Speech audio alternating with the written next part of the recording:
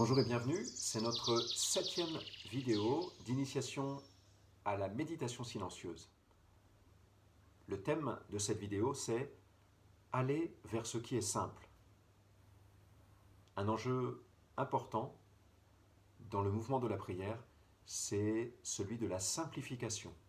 Ma prière doit se simplifier, mais dans ce mouvement-là, nous allons voir qu'il y a des obstacles qui surgissent, celui de l'ennui et celui des distractions. Il y aura donc 3 parties dans cette vidéo. Le mouvement de la simplification. Deuxièmement, la question de l'ennui. Et troisièmement, la deuxième difficulté qui peut se présenter, la question des distractions. Mon premier point, ce sera donc de réfléchir avec vous à ce qui doit nous diriger dans le mouvement de la prière. Eh bien, c'est le goût des choses simples, pour reprendre une formule connue. Développer en nous le goût des choses simples. Il y a un psaume qui chante cela. Je ne poursuis ni grand dessein, ni merveille qui me dépasse, Seigneur. Non, je tiens mon âme égale et silencieuse. Mon âme est en moi comme un enfant, comme un petit enfant contre sa mère. Je ne cherche pas de grandes choses. Je cherche ce qui est simple. Cette présence évoquée dans le psaume comme présence maternelle. Je vais chercher cette présence. Je vais essayer de me laisser attirer vers cette présence. Une première manière de parler de cette simplification, ça va être la simplification des pensées. Il arrive que nous partions, nous l'avons abordé dans les vidéos précédentes, d'un point de départ qui peut être un peu réflexif, un certain raisonnement sur un évangile, une leçon que nous tirons. Jésus est en train de faire la vérité dans la vie de cette femme, la Samaritaine, et du coup, elle découvre qu'il est prophète. Vous voyez, il y a une perspective un peu d'ensemble qui se dégage. Jésus est en train de conduire ses disciples sur la montagne pour se révéler à eux comme fils de Dieu. Là encore, vous voyez quelque chose, un peu une idée théologique, ce qui est bon. Mais le mouvement de simplification, à un moment, va faire quitter peut-être des raisonnements, ça c'est sûr, pour aller vers des pensées plus simples. Et des pensées qui vont parfois engager le moins possible une réflexion. Bref,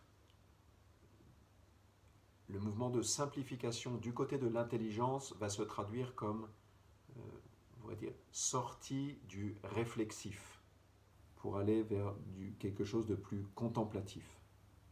Je vais arrêter de faire des raisonnements, je vais arrêter d'analyser, je vais me mettre à regarder. Et c'est la deuxième manière d'en parler, de ce mouvement-là, c'est d'aller vers des oraisons, des méditations de simple regard, un simple regard. Alors il y a une célèbre histoire qui est celle du curé d'Ars, Saint Jean-Marie Vianney, qui, au fond de son église, voyait souvent un paysan qui était là pratiquement tous les jours et qui restait un vrai moment au fond de l'église. Et au bout d'un moment, il se dit, mais j'ai envie de lui demander ce qui l'habite. Il sentait une vraie intériorité. Et il le lui demande, et il dit, comment est-ce que vous priez, mon ami? Et l'homme lui répond, je l'avise, il m'avise. Je le regarde, il me regarde. Voilà une belle histoire qui nous dit très simplement ce vers quoi nous cherchons à aller. Le Seigneur est là, je le regarde, il me regarde. Alors pour arriver à ce simple regard, souvent ça va passer aussi par une simplification des paroles que j'utilise. J'ai évoqué dans les vidéos précédentes le fait qu'on pouvait répéter un verset entier ou relire une strophe d'un psaume. Mais souvent, nous allons être attirés progressivement plus vers 2 mots, un seul mot. Et je vais me centrer sur quelque chose de plus simple, plus limité. J'avais pris la dernière fois l'exemple de la transfiguration, l'évangile de la transfiguration. Jésus prit avec lui Pierre, Jacques et Jean, et il les emmena à l'écart. Peut-être je vais me centrer sur « il les emmena à l'écart ». Il les emmena. Il les emmena. Centrement sur un mot plus simple ou juste un geste, une attitude. Et aussi parfois ralentissement du rythme. Au lieu de répéter cette phrase toutes les 5 secondes, je vais la répéter peut-être moins souvent.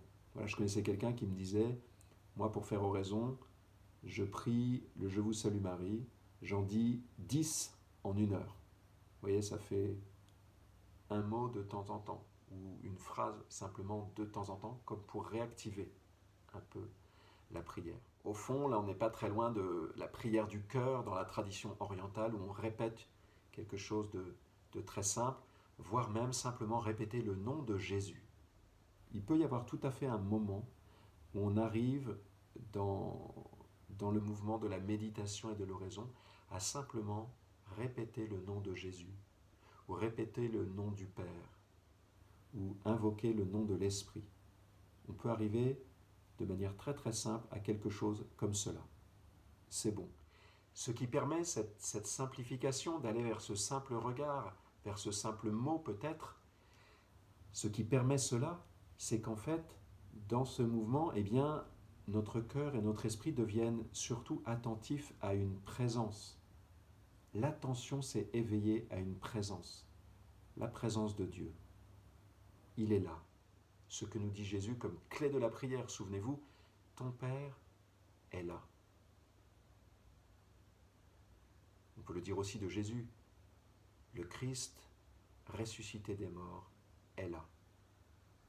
Vous vous souvenez que c'était ce qu'on pouvait dire au tout début pour la mise en présence de Dieu, mais au fond, c'est ce que l'on cherche à retrouver dans le mouvement un peu long du temps de la méditation, se laisser reconduire à ce lieu-là. Mais comme on s'est mobilisé juste avant, eh bien là, on va pouvoir y plonger peut-être plus longtemps et durer dans cette présence, dans cette mise en présence. Donc retenons ceci, le cœur devient attentif à une présence. Et du coup, l'activité vocale ou la répétition intérieure, elle n'est plus là que pour soutenir l'attention à cette présence. Elle n'a plus d'autre fonction. Il y a comme quelque chose qui s'est connecté et je n'ai plus qu'à entretenir ça. Je suis dans mon réglage fin du voilier. J'ai trouvé mon allure et je suis dans un réglage beaucoup plus fin. Il n'y a pas grand-chose à faire. Quand on parvient à ce point-là, ce que l'on appelle dans la tradition carmélitaine le recueillement actif, eh bien on est au cœur vraiment de la vie d'oraison, on est au cœur de la méditation. Et donc c'est une bonne chose de tenir cette position autant que l'on peut. Je vais en reparler par la suite. Pour terminer sur ce premier point, de développer le goût des choses simples, il faut tout de même préciser que ce goût, c'est une perception très fine. Et là, j'attire vraiment votre attention là-dessus, surtout pour ceux qui découvrent complètement la méditation. Souvent, nous attendons une perception de Dieu comme quelque chose de très vibratoire, de très impressionnant, de très sensible. Or, le plus souvent, cette attention à la présence, elle va se jouer dans une perception très fine, très fine. Pourquoi ? Je vais utiliser une image. Tout se passe comme si nous avions le radar de notre sensibilité, au sens le plus large, notre sensibilité externe mais surtout interne. Ce radar-là, il est réglé de manière encore trop grossière souvent. Il n'est pas encore affiné. Du coup, le signal, j'allais dire, de la présence de Dieu est un signal extrêmement ténu, parce que notre radar intérieur est comme mal réglé. Alors, dans un premier temps, ça va être un tout petit indice qui va me rendre attentif à cette présence. Et à partir de là, il va falloir, et ça peut prendre du temps, que je laisse Dieu m'aider à affiner mon radar intérieur. C'est tout un travail de purification de la sensibilité qui est en jeu, et ça, c'est évident que ça se joue sur des mois, sur des années même, sur toute une vie. Peu à peu, un des grands enjeux de ce chantier de la méditation, c'est cet affinement, pourrait-on dire, de notre sensibilité intérieure. Là-dessus, je résiste un peu à l'usage trop habituel du vocabulaire de la nuit. Avant de parler de nuit, il faut parler d'affinement de la sensibilité. C'est ça qui est en jeu plus profondément. Donc il y a quand même quelque chose à percevoir. Il y a une attention à éveiller. Nous reparlerons de ce point-là dans les prochaines vidéos, en évoquant notamment l'épisode d'Élie sur le mont Horeb, à qui Dieu se manifeste dans la voix d'un fin silence, une voix silencieuse. Dieu parle dans un silence, quelque chose de très fin, de très ténu, mais de bien réel, la présence du Dieu vivant. Cet affinement de la sensibilité, il se joue dans la prière, il se joue aussi en dehors de ma prière. Nous avons évoqué cette perspective dans la dernière vidéo, spécialement sur la question de l'affinement de notre sensibilité. Eh bien, ça se joue à l'échelle de notre vie entière, dans toutes les dimensions de notre existence. Après ce premier point qui nous donne le principe directionnel, ce goût des choses simples, je voudrais aborder maintenant les deux écueils principaux qui vont surgir à ce moment-là, spécialement lorsque on se laisse conduire vers quelque chose de plus simple. Ça va être l'ennui d'une part et les distractions de l'autre, les deux pouvant être un peu mêlés. Alors mon deuxième point, c'est donc l'ennui. Globalement, il faut dire qu'il va y avoir un discernement à opérer dans ce mouvement de simplification pour voir le moment où la simplification est telle qu'elle peut conduire à un désamorçage de la prière. Et c'est ceci qu'il faut éviter. Un peu de la même manière que lorsque le vent faiblit un peu, parfois il faut rouvrir un peu la voile, remettre un peu de mouvement, se remettre un peu à la manœuvre, j'allais dire. Ça va être exactement ça qu'il va falloir vivre dans la prière. Si quelque chose commence à être trop fragile, il va falloir réactiver un peu mon intelligence et ma volonté. Je reviens à un point qui a été évoqué précédemment pour commencer, c'est que cette attention à la présence de Dieu, elle ne peut pas durer indéfiniment. Alors, je l'avais dit très clairement pour le tout point de départ, mais ça vaut encore pour le cœur même de la prière. Lorsque, après une mobilisation active de mes puissances, voir la vidéo 4, je parviens à un mouvement de simplification et à une simple présence de Dieu assez paisible, un recueillement actif, et bien souvent, voilà, je vais peut-être pouvoir goûter cette présence du Seigneur pendant un certain temps. Mais ça ne peut pas durer indéfiniment. Et donc parfois il suffit de pas grand-chose pour que je passe de quelque chose de simple, où je répète simplement le nom de Jésus, ou bien je dis « Mon Dieu, je t'adore »,« Mon Dieu, je t'adore ». Passer de cela à un désamorçage de la pompe. Ce désamorçage, ça va être soit les distractions dont je parle dans la suite de cette vidéo, soit une forme d'ennui. C'est-à-dire que, là c'est un peu plus fin, parce que la distraction, on voit bien ce que c'est. L'ennui, ça peut être que je continue à dire Jésus, Jésus, mais ça va être comme si mon cœur s'était déconnecté de la présence, comme s'il n'y avait plus du tout de goût. Et c'est là qu'il y a vraiment un discernement à opérer pour savoir si je dois continuer avec moins de goût ou si au contraire c'est le signe qu'il faut me remobiliser plus activement. Je m'explique. Si l'ennui devient excessif, il y a un risque d'épuiser l'âme. Et je crois vraiment que le bon Dieu ne veut pas cela pour nous.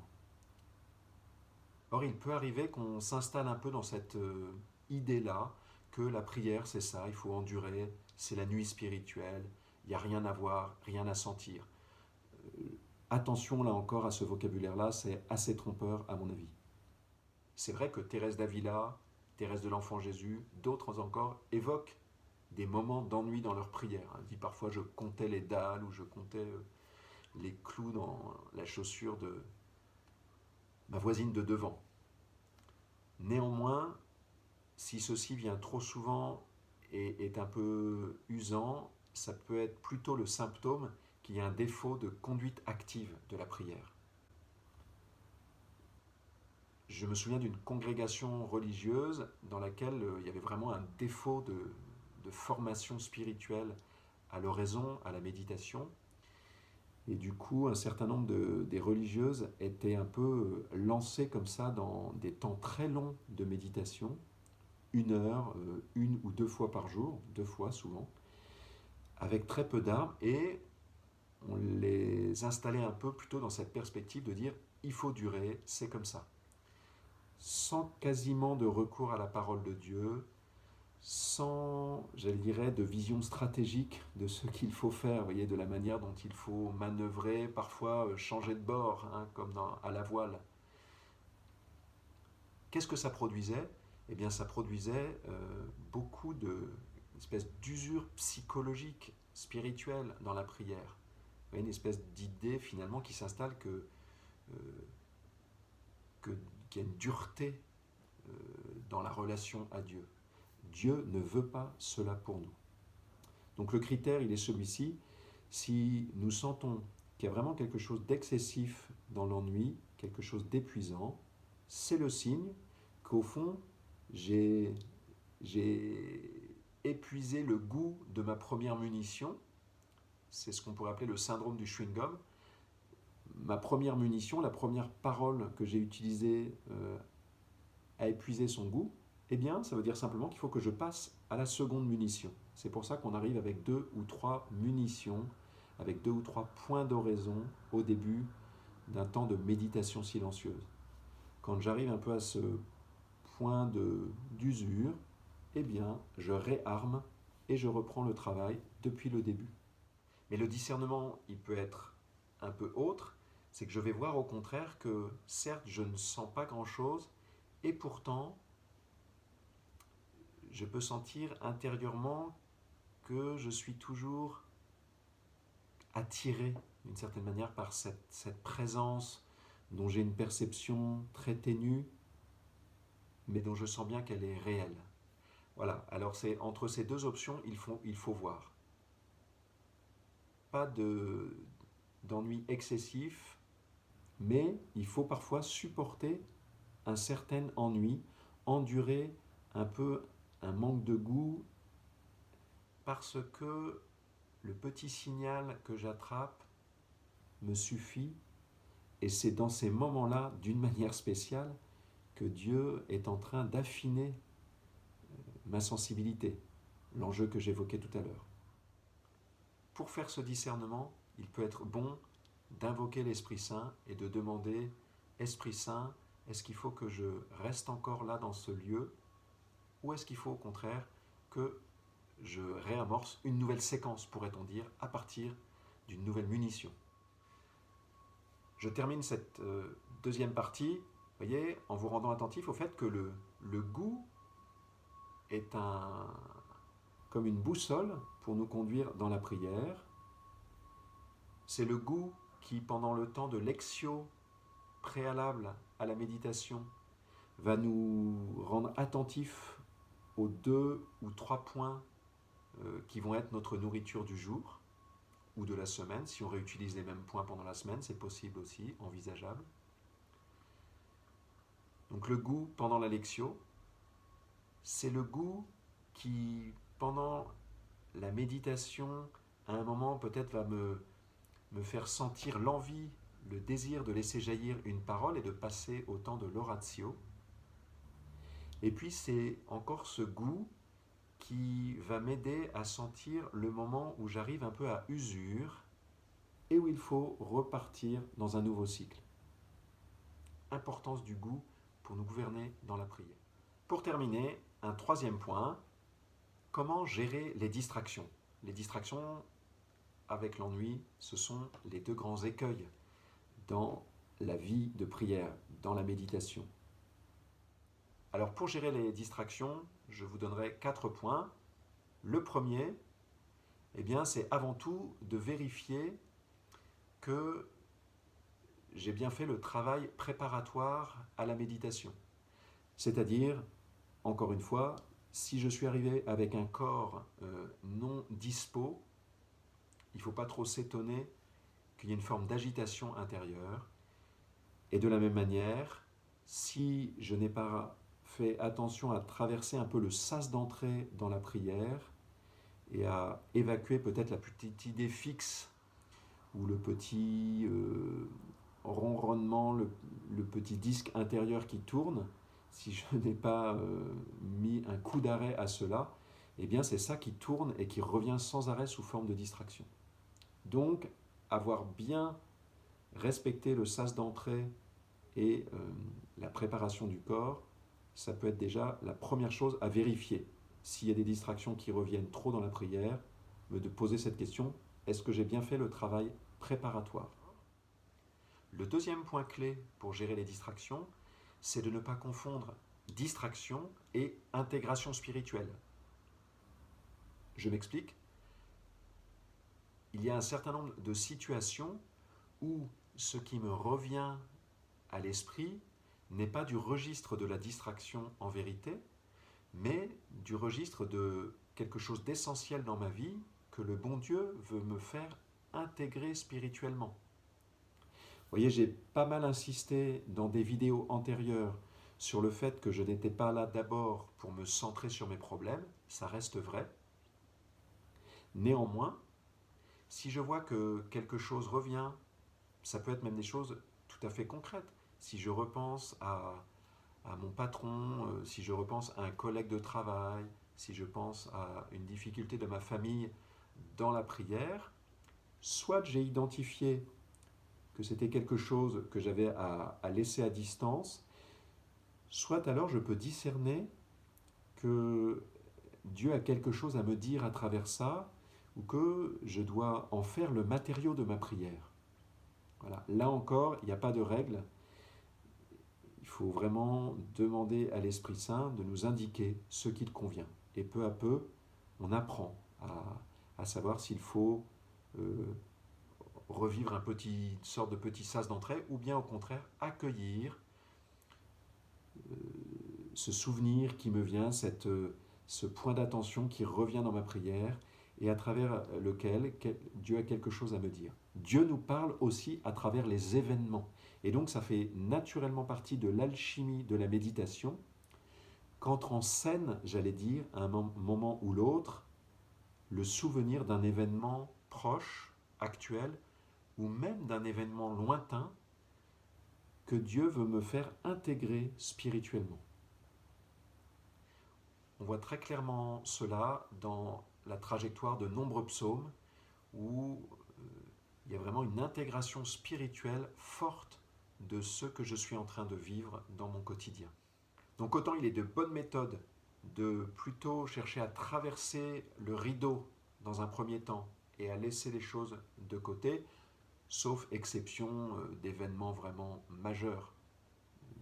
Je viens de perdre un proche, je ne vais pas dire c'est pas ça l'objet de ma prière. Je ne peux que partir de là pour ma prière. Ou bien je viens d'être licencié, c'est un événement brutal, choquant. Je ne peux pas mettre entre parenthèses, sous cloche, cet événement-là. J'entre forcément, profondément avec ça dans ma prière. Mais dans un certain nombre d'autres cas, un souci, une préoccupation, une question à discerner, je la laisse de côté, je la confie comme une grâce que je demande, mais ensuite je la laisse de côté et je me centre sur l'évangile ou sur la page de la parole de Dieu, le passage de la parole de Dieu. Mais ensuite, si cela revient, eh bien je vais avoir la souplesse pour l'intégrer et en faire quelque chose dans ma prière. Que ce que Dieu fait remonter dans ma mémoire, je puisse l'intégrer tranquillement comme matériau de ma prière. Et vous voyez donc, très concrètement pour finir, ça peut être, si je ne comprends pas trop ce que je dois en faire, Seigneur, montre-moi ce que je dois faire de ce souvenir. Seigneur, qu'est-ce que tu veux me dire à travers ce souvenir ou la figure de cette personne qui revient? Montre-moi, dis-moi. Intégrer de cette manière, intégrer activement un souvenir qui vient, c'est pas la même chose que partir à la dérive avec des idées. C'est ça les distractions, c'est partir à la dérive. Là, si je prends le souvenir ou l'image et que je la présente devant le Seigneur, on n'est pas dans le registre de la distraction. Une troisième clé pour gérer les distractions, c'est de ne pas s'inquiéter, j'allais dire aussi de ne pas s'impatienter. C'est normal d'être distrait. C'est quasiment une loi de la prière. Pourquoi ? Eh bien parce que notre esprit n'est pas habitué au recueillement. C'est-à-dire notre esprit n'est pas habitué à entrer dans une passivité, à se laisser conduire sans être très actif. Et donc, puisque vous comprenez que le mouvement de simplification de la prière va dans le sens de moins d'action, moins d'activisme, moins d'activité des puissances, eh bien forcément, dans ce ralentissement, la tentation, on pourrait dire, ou la tendance de mes puissances, ça va être de s'occuper toute seule, de s'occuper par elle-même. Et donc, elle se donne des petits objets mentaux pour s'occuper. Voilà une espèce de compensation de mes puissances, intelligence, mémoire, volonté, au ralentissement, au dessaisissement dans lequel j'essaye de les faire entrer. Voilà, donc soyez patient avec vous-même. Ne vous dites pas que les distractions, c'est purement du temps perdu. Vous voyez, chaque fois que vous allez faire l'effort de revenir de vos distractions, j'y viens juste après, eh bien, à travers tout cela, et aussi à travers ce mouvement de simplification dans lequel vous entrez, et qui du coup parfois provoque ces sortes de décrochages dans la distraction, à travers tout cela, Dieu est en train d'opérer un travail de fond en vous. Et donc, on peut être un peu affligé ou agacé par les distractions. Au contraire, il faut se réjouir d'être là, d'endurer, j'allais dire, de tenir dans la fidélité. C'est un peu comme lorsqu'on se met à nager, eh bien, il faut apprendre à respirer d'une manière un peu différente. Il y a un maître nageur qui m'a dit ça une fois, quand on nage, il faut souffler activement, ce que nous ne faisons pas quand nous sommes à l'air libre. Voilà. Apprendre à souffler activement quand on a la tête sous l'eau. Eh bien, quand on entre dans une passivité de l'esprit, il faut apprendre une sorte de nouvelle respiration de l'esprit, une nouvelle respiration de l'âme. Ça prend du temps, il faut être patient, mais Dieu est en train de nous transformer, il n'y a aucun doute là-dessus. Et donc, cette transformation, elle veut dire qu'il est en train d'augmenter en nous, en moi, cette capacité réceptive. Il me rend mon âme plus capable de Dieu. Et ça, je peux déjà rendre grâce pour cela. La quatrième clé pour gérer les distractions, c'est de répondre à la question « Comment réagir face à une distraction ?» Alors, il y a 3 manières.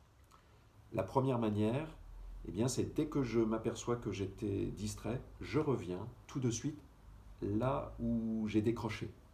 Et donc, là où j'ai décroché, souvent, ça va être dans un point où il y avait eu peut-être une certaine simplification déjà qui s'était produite.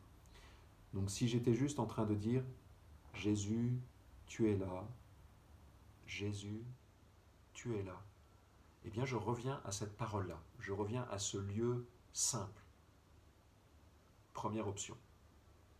Il se peut que je m'aperçois que en fait, je n'arrive pas à le tenir, ce lieu-là, et que je me retrouve immédiatement dans la distraction. Ça, c'est l'indice qu'il faut remonter un peu en amont, c'est-à-dire avant que la simplification ne m'ait conduit à cette toute simple parole. Alors je peux revenir à, pour garder le même exemple, je peux revenir à Jésus prit avec lui Pierre, Jacques et Jean et les emmena à l'écart sur une haute montagne. Vous voyez, je vais repartir vers un lieu plus imaginatif où j'ai plus de choses à voir, à me mettre sous la dent d'une certaine manière. Vous voyez, donc revenir vers le lieu de départ avant le mouvement de la simplification. Et si ça non plus, ça ne tient pas bien, c'est-à-dire si je repars encore et encore dans les distractions, ça peut vouloir dire aussi, c'est la troisième option, qu'il faut tout simplement, comme je l'évoquais tout à l'heure, changer de munition. Si les distractions reviennent, ça peut être le signe que j'ai fait le tour un peu, que j'ai épuisé un peu le goût de ma première munition. Je vais prendre une image. C'est un peu comme lorsque je visite un musée. Je peux rester parfois 10 minutes devant un tableau qui me touche beaucoup. Je vais rarement rester 1 heure tout de même. Et il y a un moment où quelque chose en moi n'arrive plus à se nourrir. En revanche, je peux très bien revenir 2 mois après devant le même tableau et être à nouveau nourri d'une manière nouvelle. Ça va être la même chose dans la vie de prière. Une parole que je vais avoir un peu comme usée au bout de 10 minutes, je peux très bien 2 mois après la retrouver, voire le lendemain, la retrouver avec goût. Mais là, ce qui compte, et c'est le point que nous traitons aujourd'hui, c'est de savoir comment je fais dans le déroulement d'un temps de prière. Voilà. Surveiller le point de la perte de goût et passer au point d'oraison suivant. Je change de tableau, je vais au vitrail suivant et je reprends une contemplation depuis le début, une méditation, oraison, simplification. Voilà, pour terminer cette vidéo, je ne vais pas prier directement, mais je vais vous inviter à faire maintenant vous-même une prière, vraiment en demandant à Dieu 2 choses.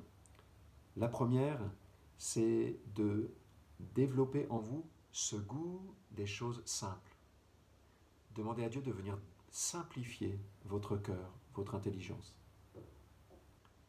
Et puis vous pouvez faire une deuxième prière, demandez à l'Esprit Saint de vous apprendre ce discernement intérieur pour sentir comment vous dirigez au fil de la méditation. Vous voyez, vous sentez bien qu'il y a plein de moments où il faut exercer un discernement spirituel, et l'Esprit Saint est là qui nous est donné. Vous voyez, donc ne nous inquiétons pas, Dieu va nous apprendre à prier. Dieu veut que nous puissions le prier, il nous assiste par son Esprit Saint pour, chaque fois qu'il y a un carrefour, chaque fois qu'il y a une difficulté, nous donner cet esprit de discernement. Mais je vous invite vraiment là à vous arrêter maintenant et à le demander, cet esprit simplificateur et cet esprit de discernement dans la prière. Et vous posez un acte de foi que Dieu vous donne cet esprit, que vous le recevez maintenant. À bientôt.